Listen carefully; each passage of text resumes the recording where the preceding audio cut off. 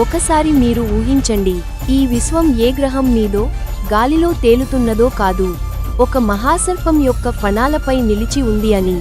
ఇది కేవలం కథ కాదు అని పురాణాలు చెబుతున్నాయి. ఆ సర్పం పేరు అనంత శేషనాగ. పురాణాల ప్రకారం సృష్టి అంటే కేవలం మన భూమి మాత్రమే కాదు, అది 14 లోకాలతో కూడిన ఒక అద్భుతమైన నిర్మాణం. 7 లోకాలు పై భాగంలో, 7 లోకాలు కింద భాగంలో, ఇవన్నీ శేషనాగుని అనేక ఫణాలపై నిలిచి ఉన్నాయి. ఆ శేషనాగుడు కూడా ఎవరి ఆధారంగా ఉన్నాడు తెలుసా? ఆయన ఆధారం భగవాన్ విష్ణు యొక్క కూర్మ అవతారం. ఈ 14 లోకాలు అన్నీ ఒక దివ్య కమలం యొక్క కొమ్ములో నివసిస్తున్నాయి.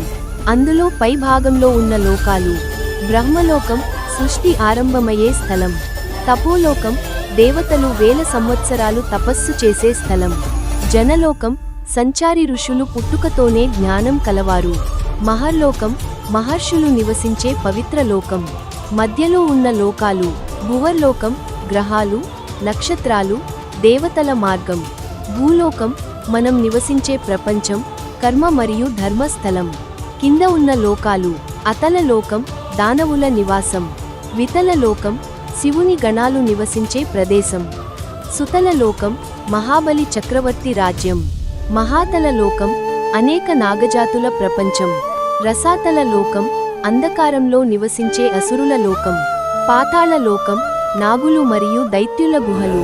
ఇవి అన్నింటి కింద ఇంకా అనేక నరక లోకాలు ఉన్నాయి. ఈ విశ్వం కేవలం రాళ్ళు, వాయువులు, నక్షత్రాలతో మాత్రమే నిర్మితమై లేదు, ఇది సంతులనం మీద ఆధారపడి ఉంది. ఆ సంతులనం పేరు భగవాన్ విష్ణు. ఆ సంతులనాన్ని తన ఫణాలపై నిలబెట్టుకున్నది అనంత శేషనాగుడు. శేషుడు ఉన్నంత వరకు సృష్టి ఉంటుంది.